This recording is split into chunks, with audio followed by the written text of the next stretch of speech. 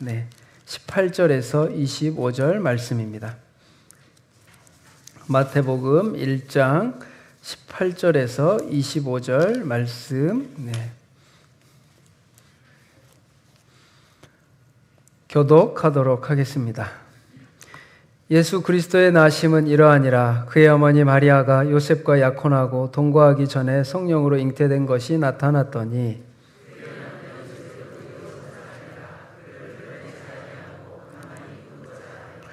이 일을 생각할 때 주의 사자가 현몽하여 이르되 다윗의 자손 요셉아 내 아내 마리아 데려오기를 무수하지 말라.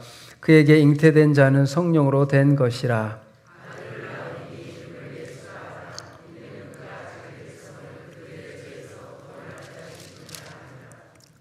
이 모든 일이 된 것은 주께서 선지자로 하신 말씀을 이루려 하심이니 이르시되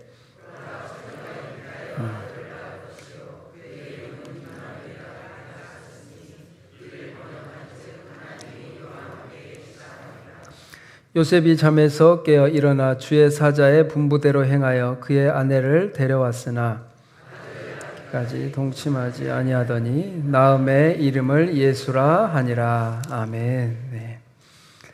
오늘 오후에 성탄절 발표회가 있는데 어제 우리 보니까 우리 중고등부 아이들과 청년들이 밤새 연습을 하는지 노는지 알지 못하지만 아주 교회가 왁작지껄해서 너무 좋았습니다. 그동안 저희 가족만 있었는데 우리 중고등부 아이들, 청년들이 너무 아주 사랑스럽게 준비하는 모습을 보면서 야, 교회가 살아있다라는 생각을 많이 하게 됐어요. 우리 아이들이 교회에 와서 이렇게 노는 게 중요하다는 것을 요즘에 참 많이 깨닫습니다. 저도 어릴 적에 교회에 놀았던 그 기억들, 또 우리 성탄절 발표, 이 모든 것들이 신앙의 발전에 큰 영향을 미치더라고요. 아마 우리 이 자리에 계신 분들도 교회에서 많이 노셨죠? 그래서 이 자리에 남아있는 거예요. 교회 어릴 적에 교회에서 놀던 우리 아이들은 교회를 잘 떠나지 않는다고 합니다. 그런데 어릴 적 교회에 대한 기억이 없는 사람들, 좀 이렇게 교회에 대한 이 이미지, 그런 것들이 좀 다르다고 합니다. 그래서 우리 아이들이 참 우리 백선교회가 우리 아이들에게 놀 수 있는 놀이터, 아이들에게는 놀이터와 같이 놀 수 있는 공간을 제공해 줘야 되겠다라는 생각도 하게 됐어요.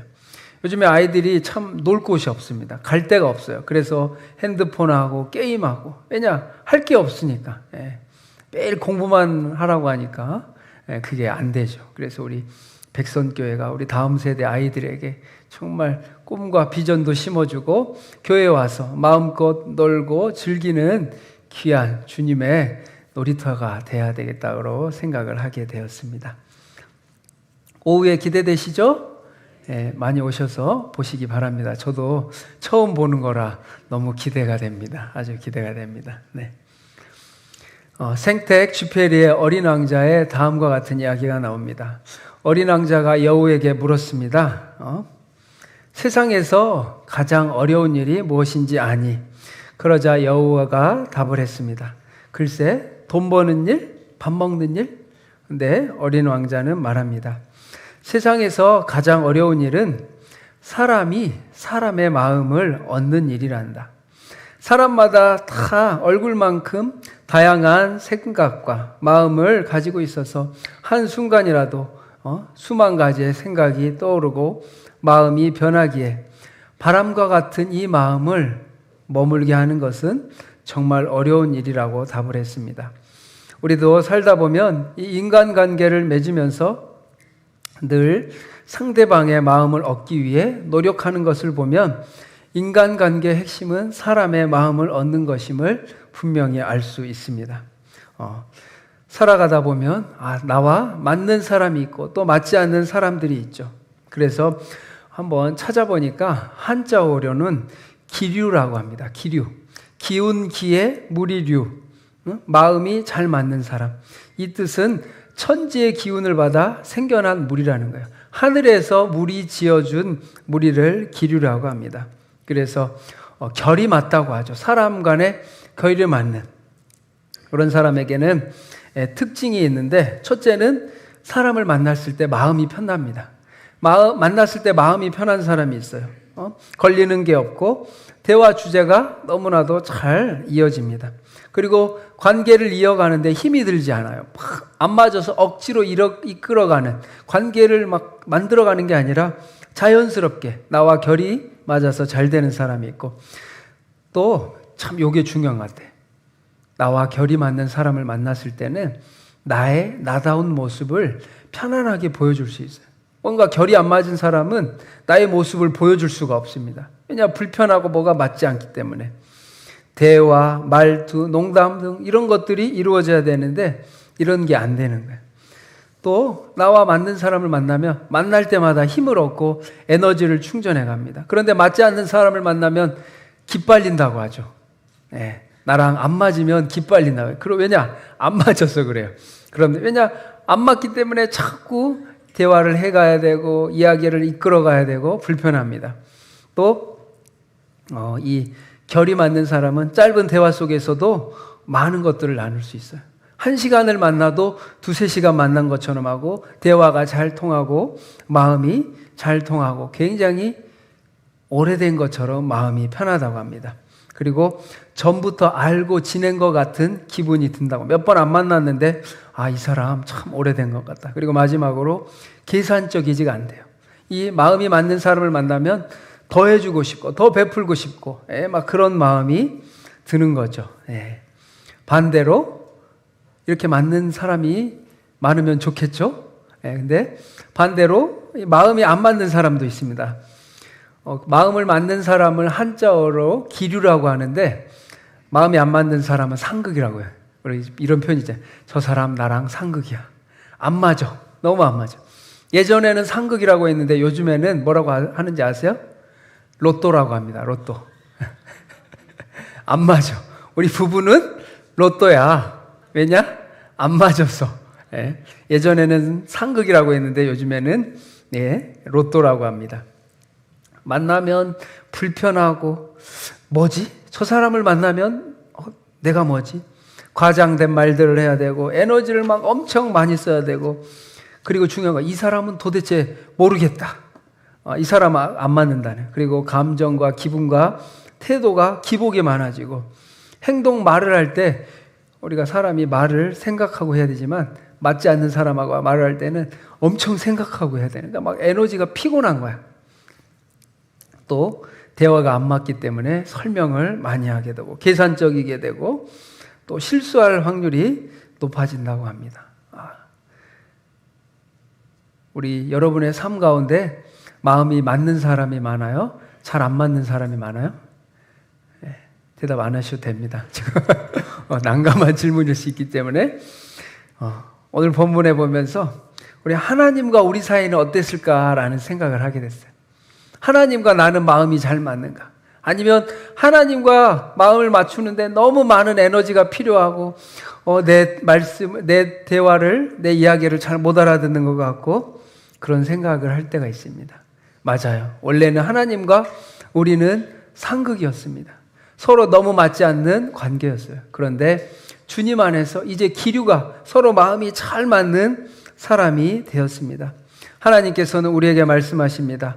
하나님의 뜻을 알려주고 싶고 우리와 인격적인 만남을 갖고 싶고 또 너희가 내 마음을 알아주었으면 좋겠다. 나도 너희 마음을 알기를 원한다.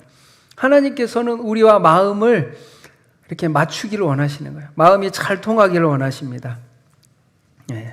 그런데 오늘날 우리가 세상을 살아가면서 마음이 맞는 사람보다 마음이 맞지 않는 일들이 점점 많아지죠. 우리가 가장 힘든 것은 나의 마음을 알아주는 사람이 없다는 거예요. 많은 사람이 친구가 없어서 힘든 게 아니라 나의 마음을 알아줄 사람이 없다는 거예요. 그래서 혼자 있을 때는 외로울 수 있습니다.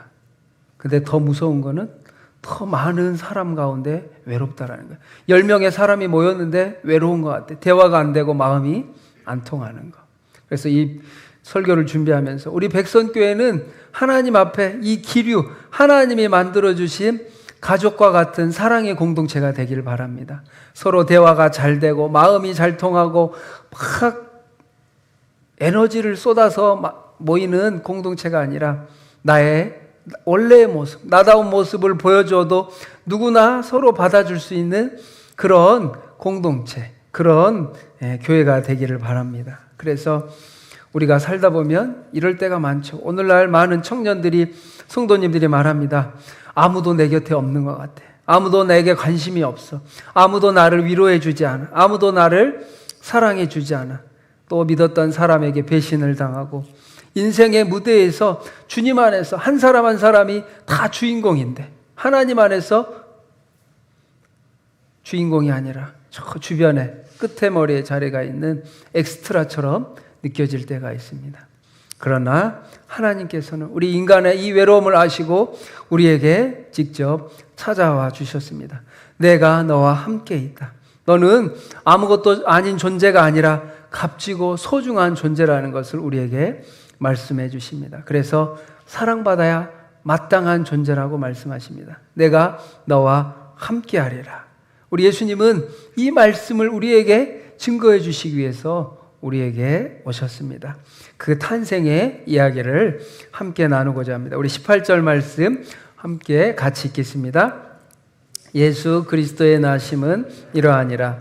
그의 어머니 마리아가 요셉과 약혼하고 동거하기 전에 성령으로 잉태된 것이 나타났더니,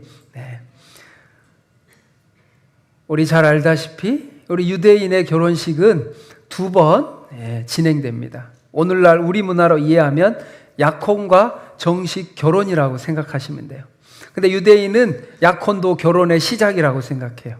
그래서 같이 살지는 않지만 약혼함으로써 1년간 떨어져 살지만 이것도 결혼의 기간이라고 생각합니다. 그래서 따로 살지만 서로 결혼한 사람처럼 살아갑니다. 그래서 순결을 지키고 믿음을 지키고 거룩한 삶을 살아가기를 요구를 받았습니다.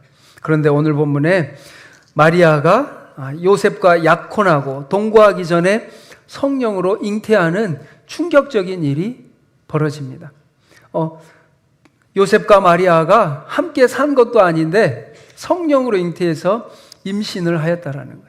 그 당시에 이 일은 모든 사람들에게 알려졌다면 충격적인 일이었을 거예요.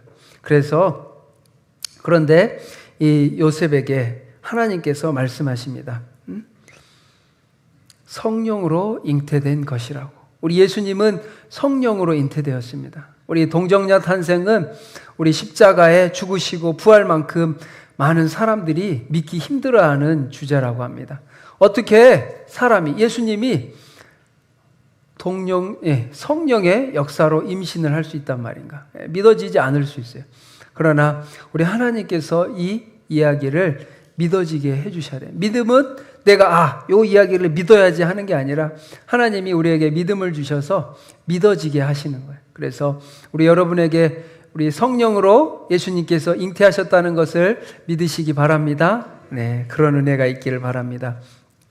그래서 보통 사람 같으면 이 무슨 일이야?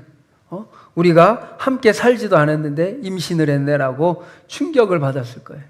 그런데 이 사실을 알고 요셉은 참 의로운 사람이었습니다. 이 마리아의 이야기를 듣고 막 동네방네 소문을 내고 자신을 지키기 위해서 저 마리아는 부정한 여인이라고 책임을 전가하며 욕하지 않았습니다.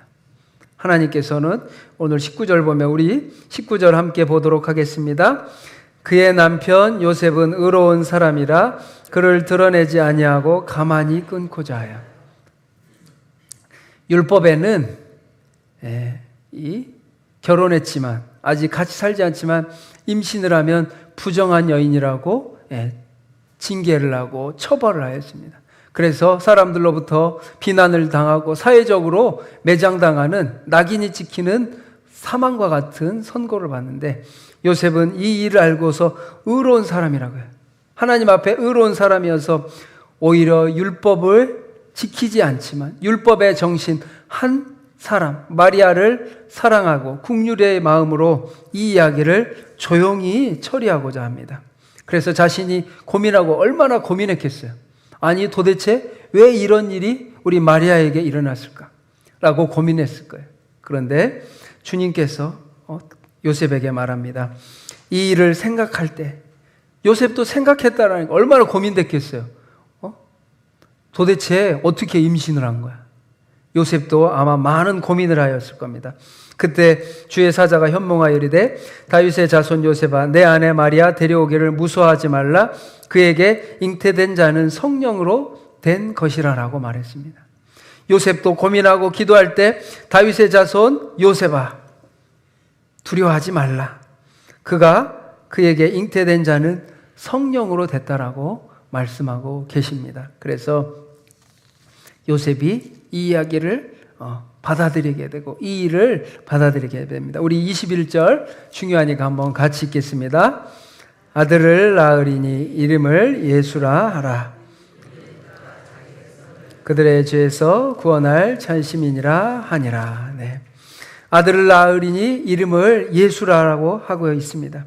주님의 사자가 요셉에게 두 가지를 명령하는데 첫 번째는 마리아 데려오기를 무서워하지 말라는 거예요.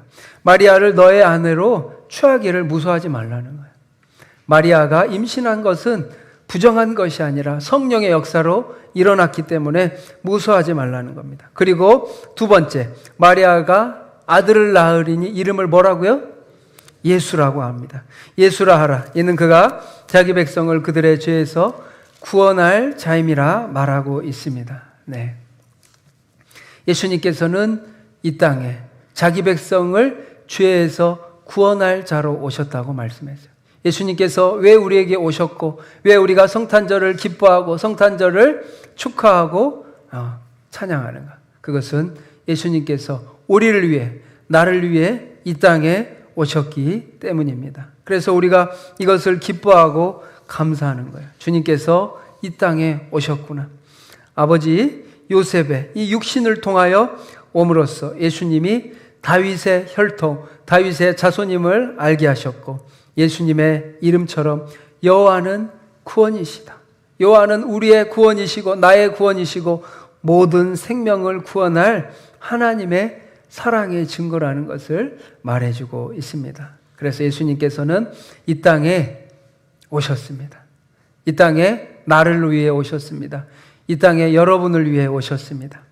이와 관련해서 한 이야기가 있는데 고대 중동 지역에 아바스라는 번성한 왕조가 있었습니다. 이 왕국을 다스리던 5대 왕인 하룬 알 라시드라는 왕이 있었는데 이 사람은 백성들로부터 지혜롭고 백성들의 마음을 잘 이해한다고 칭송을 받았습니다. 그래서 백성들로부터 굉장히 인기가 높았어요. 그 이유는 자신이 선정을 베풀었고 백성들의 어려움을 누구보다 잘 알았기 때문입니다. 그런데 이 사실 라시드 왕이 처음부터 이렇게 백성들로부터 신임을 얻었던 건 아니에요. 처음에는 불평불만이 가득했다고 합니다. 사람들이 싫어하고 왕을 아주 욕했다고 해요. 평생 왕족으로 살았기에 백성들이 겪고 있는 문제와 이 실제적인 어려움을 전혀 몰랐어요. 왕족으로서 궁궐에만 사니까 이 어려움을 몰랐습니다. 그래서 동떨어진 판단을 하는 거예요. 백성들의 마음을 전혀 모르고 백성들의 삶을 전혀 모르기에 전혀 거리가 먼 판단을 하였습니다. 그래서 라시드 왕은 고심 끝에 백성들 사이로 들어가기로 결심했습니다. 틈만 나면 평민의 이 옷을 입고 평민들, 백성들 삶에 들어가서 백성들의 삶을 보고 백성들의 눈높이에서 문제를 이해하게 됐으며 이때부터 성군으로 불리기 시작했어요. 우리 정치인들이 얼마 전에 좀 시간이 지났죠. 지하철 요금이 얼마냐고 물었을 때 700원, 700원, 70원이라고 하기도 해서 큰 문제가 되기도 했죠. 왜냐? 백성들의, 우리 국민들의 삶을 전혀 이해하지 못해서 생기는 문제입니다. 이 라시드 왕은 그래도 지혜로운 왕이었습니다. 어떤 사람의 마음을 가장 잘 아는 방법은 그 사람의 위치에 서보는 것이에요.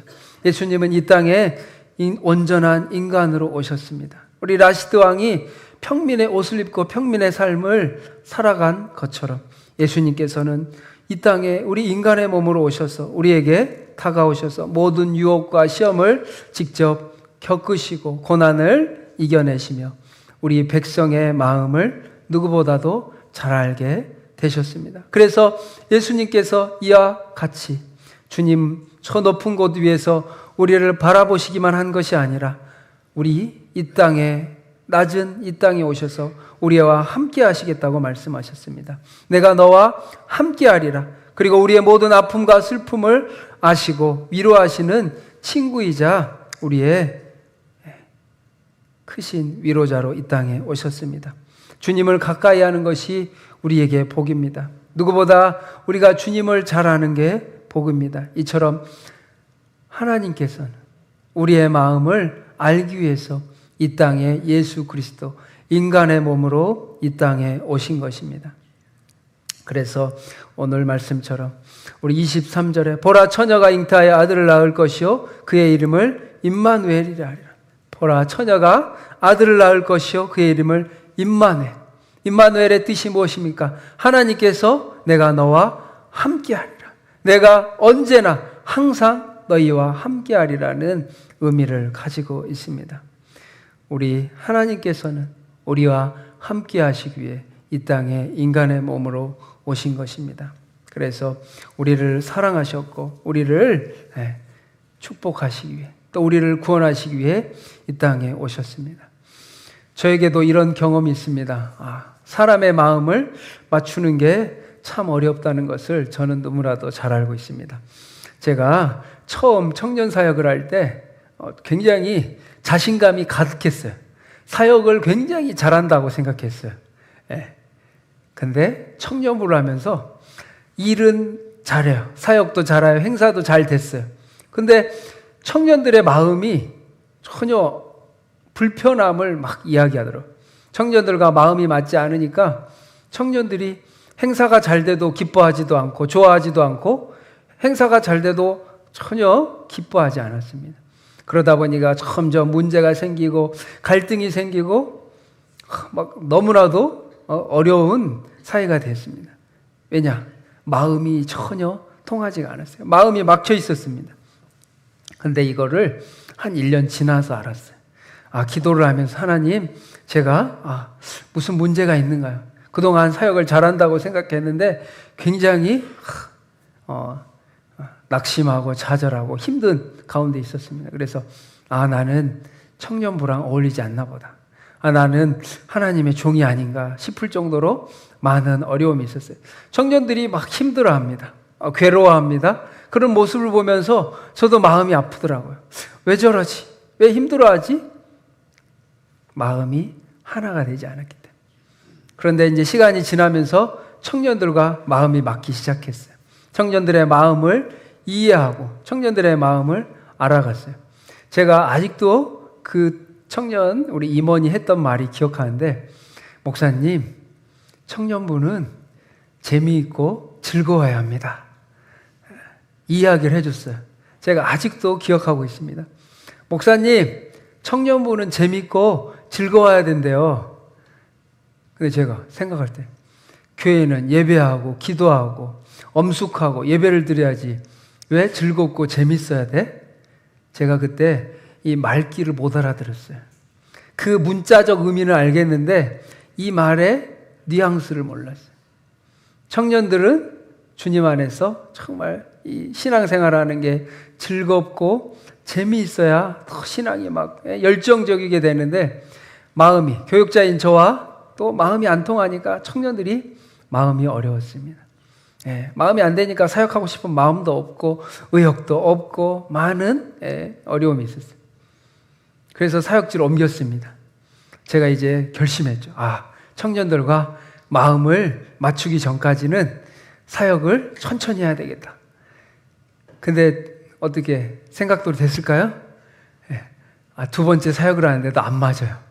안 맞아요. 이렇게 맞추려고 제가 다 양보하고 다 내려놓고 청년들에게 제가 맞춰야지 막 하고 마음을 작정하고 해도 마음이 안 맞아요. 이때부터 기도하기 시작했습니다. 서로 열심히 기도하고 하나님이 이제 함께 이렇게 기도하면서 마음이 조금씩 맞아가더라고요. 사람의 마음을 맞춘다는 것도 어려운데 하나님께서 이렇게 마음을 맞춰가 주시더라고요. 그래서 청년들이 서로 마음이 하나가 되고 저도 마음이 하나가 되고 그래서 청년부가 이렇게 좋아지는 모습을 했습니다. 그래서 이번 주에 우리 10년 전에 우리 서울 청년들이 저를 찾아왔어요. 근데 그때는 몰랐는데 제가 고맙대요. 그때 저한테 엄청 욕했거든요. 근데 10년이 지나고 나서 고맙다고. 그래서 제가 그래도 사역을 잘했나 보다 하고 생각했었는데 마음을 맞춘다는 거. 그 사이에 많은 어려움이 있었습니다. 관계가 깨어지고 고난이 생기고 어려움이 생기고 공동체에 기쁨이 없고 재미가 없고 즐거움이 없고 웃음이 사라지고 그런데 이 마음을 맞추시려 우리 주님이 우리에게 내려오셨다는 이야기예요. 그러면서 오늘날 우리 세상에는 수많은 사람들이 깨진 마음, 이 관계 속에서 맞지 않아서 마음이 맞지 않아서 교회도 그렇고 세상은 더 그렇고 직장은 더 그렇고 가정도 더 그렇습니다. 깨어진 가정, 부서진 마음, 이 많은 모습들을 오늘날 우리가 볼 수 있는데 이와 관련하여 우리 2차 세계대전 때 독일 베를린에 큰 전쟁이 있었죠. 그때 폭격을 당해 곳곳에 건물이 무너지게 되었습니다. 교회 중심에는 많은 사람들이 기도하는 예배당이 있었고 그곳에는 예수님의 동상이 있었는데 이 교회가 이 동상이 폭격으로 인해 교회도 흉물이 되었고 예수님의 상도 파괴가 되었다고 합니다. 그래서 10,000명 정도 되는 사람들이 모여서 예배를 드리는 곳이었기에 어떻게 보수를 해야 될까 서로 여러 번 모여서 회의하고 기도를 했다고 합니다. 그래서 어떤 사람들은 최대한 완벽하게 철거를 하고 새로 지어야 한다는 사람도 있고 역사적인 의미가 있는 건물이기 때문에 원형을 살리고 보수를 해야 된다고 했습니다. 저 사진처럼 옆에는 최신식 호텔이 있고 또 이 교회 카이저 비렐름 기념교회인데 저거는 지붕이 뚫려 있고 지붕 없는 교회 깨진 교회 등으로 불리는 카이저 비렐름 교회입니다. 그리고 이곳에는 팔 없는 예수님의 동상이 있습니다. 잘 보이실지 모르겠지만 예수님의 팔이 한쪽이 폭격으로 인해 떨어졌다는 거예요. 그래서 성도들이 말했답니다. 예수님의 팔이 떨어져 나갔지만 그대로 두기로 하고 그 이유는 우리가 이제는 주님의 팔이 되어 더욱 열심히 섬기는 손이 되기를 원한다고. 어려운 이웃을 도와야 할 이 자비의 손이 바로 우리의 손이며 예수 그리스도의 사랑을 증거하는 손이 바로 우리 손이 되겠습니다. 그래서 이 교회 성도들은 이 예수님의 동상을 그대로 놔뒀어요. 저희가 이 예수님의 떨어진 팔의 모습을 채우는 교회가 되겠습니다. 그래서 세상에 낙심하고 좌절하고 아파하고 힘들어하는 영혼들에게 예수 그리스도의 도움의 손길이 되어 주님의 강한 손이 되어 그들을 세우고 위로하고 복음을 증거하는 손이 되겠습니다라고 고백했다고 합니다. 오늘 이 이야기처럼 우리 성탄의 이 기쁨을 우리만 누리는 것이 아니라 세상 속에서 주님을 알지 못하는 수많은 영혼들에게 예수님의 사랑을 증거하며 예수님의 그 복음을 증거하는 주님의 손이 되시기를 축복합니다. 말씀을 기억하며 우리 찬양하기 원합니다. 나는 주를 섬기는 것에 후회가 없습니다. 제가 마무리 기도하겠습니다. 우리를 사랑하셔서 이 땅에 육신의 몸으로 오신 예수 그리스도를 찬양합니다. 주님, 우리의 마음을 알고자 인간의 몸으로 오셔서 우리의 마음을 헤아리시고 우리의 고통과 아픔과 슬픔을 누구보다 잘 아시는 예수님, 우리를 위해 십자가에 죽기 위해 이 땅에 오신 예수님을 찬양하고 주님을 높여드리기 원합니다. 하나님, 우리가 주님의 마음을 더욱더 알기 원합니다. 오늘날 이 세상 가운데 주님을 알지 못하고 주님의 마음을 헤아리지 못하는 많은 영혼들이 있습니다. 그들을 위해 애타게 기다리시는 하나님의 마음, 예수님의 마음을 우리가 알기를 원합니다. 아버지, 깨어진 예수 그리스도의 형상처럼 주님의 손이 되어 세상 가운데 하나님의 사랑의 손, 섬김의 손, 위로의 손, 치료의 손을 기다리는 세상 속에서 하나님의 주님의 손이 되어 주님의 발이 되어 하나님의 복음을, 예수 그리스도의 생명의 복음을 증거하는 하나님의 자녀들 다 되게 하여 주시옵소서.